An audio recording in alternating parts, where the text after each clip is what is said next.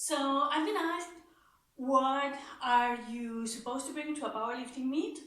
Usually the rules are put on the paper. When you sign for it, you get the rules. But anyway, I want to explain it so that you can plan on time. First of all, concerning the clothes, you're supposed to wear a singlet, like I am wearing now. Any singlet will do. It's like very tight thing. And always like this. You can find it in several brands and you can choose. Below the singlet for the squat and the bench, you will need a t-shirt. I'm going to use this one, Simply the Beast. And that is also required for both squat and bench. As for deadlift, you can wear it or you can leave it. That's up to you. Many people prefer deadlifting like this, for example, or with a shirt. That doesn't matter. Usually both is allowed. If you want to go the safe route, well, first ask, and otherwise with the shirt you'll be fine. Concerning accessories, what you need there, shoes first of all. If you're used to squat in this kind of shoes, like with a little bit of high heels, you can totally bring them to the meet. They are allowed. So if you're used to, then bring some of these. If you're not, then I would say bring whatever you're used to train on.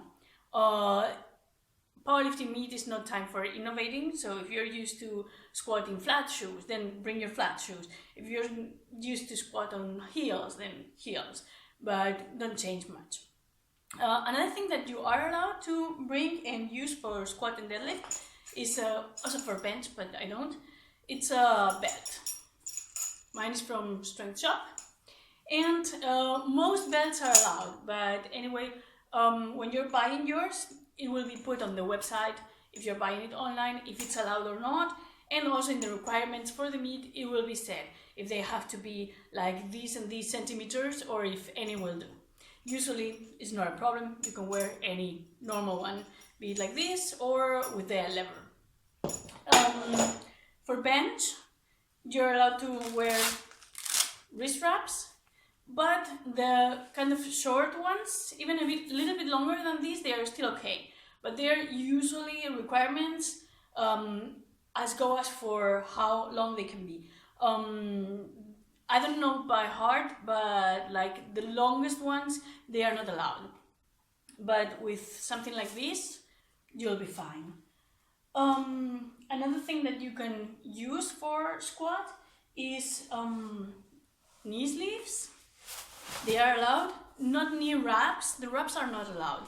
But the sleeves for a raw powerlifting meet, like these, the SBDs, they are allowed. Not necessarily this one, can be any other brand, but I really love these ones. I would recommend it 100% to anybody who wants knee sleeves. Get SBD. And for deadlift shoes, you can use flat shoes. Sometimes in some competitions you're allowed to deadlift barefoot or socks, but I prefer wearing shoes. And in that case, usually always flat. This kind of shoes, or even the ones that are very, very flat, like almost socks, will be fine. But then again, as with anything else, do what you're used to. If you're used to deadlifting these, then do with this. If you're used to other shoes, then the other shoes.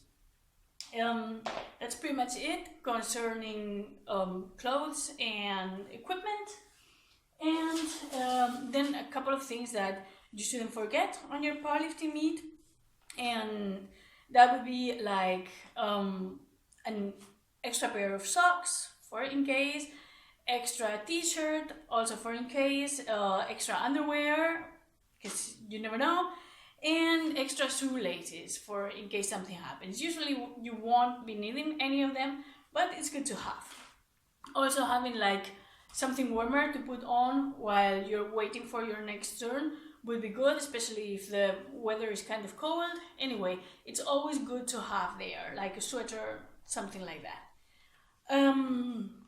Apart from that, for eating and drinking, you would profit from fast carbs, and energy drinks are always a good idea.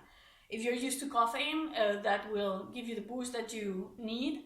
And in that case, I will go for energy drinks rather than coffee or tea. You can also do that, but I think energy drinks would be easier to have at hand and leave it there and be sipping here and there from time to time.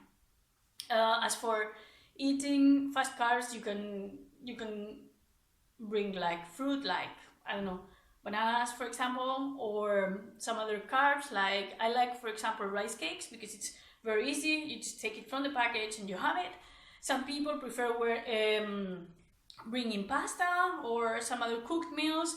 That's up to you. As for me, I prefer it the easiest possible. So something that I can take from the package and eat on the go.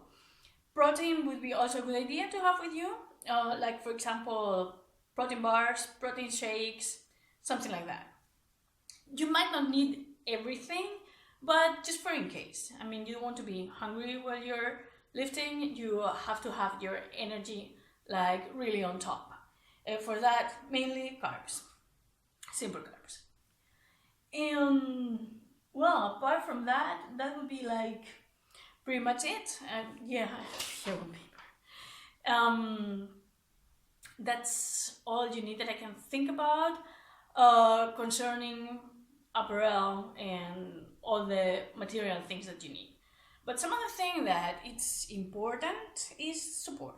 So if you're training with a coach, having your coach there at the meet would be awesome. That would be like the best thing, because I mean he can handle you, and then you can rely on him or her for estimating your next lift, for telling the judges your next lift, and also for guiding you while you're warming up, and for support mainly.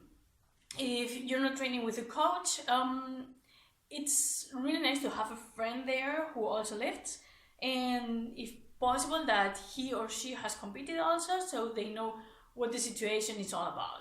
That would be really good to have. If not, having friends there of course is super nice, so yeah, it would be great also for support. You will meet there a lot of people and it's gonna be a lot of fun. At least it has been for me the other times, and you will make friends there. But still, if you have someone on your side you can rely on, that would be really a good thing to have. I think that's it for now. I think I haven't forgotten anything, and if you have any questions, please ask in the comments, and good luck.